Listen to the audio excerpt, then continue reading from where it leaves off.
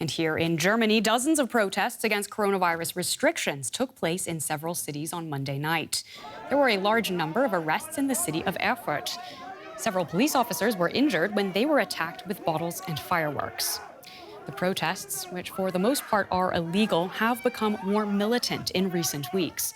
Restrictions on public life have been increased for those who are not vaccinated.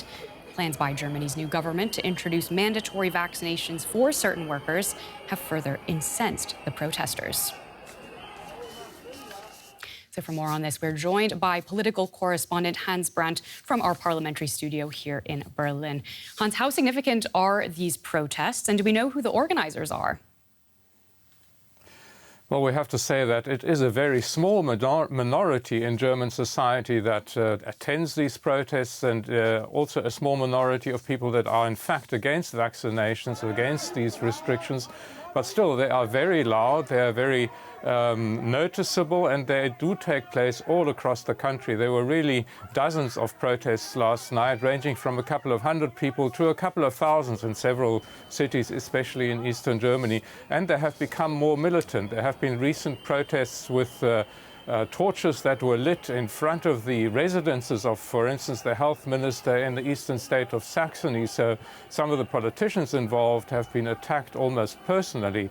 So the anger amongst these protesters seems to be increasing in their preparedness to become more militant, to engage in violence. So given that, what has the government's reaction been to these protests?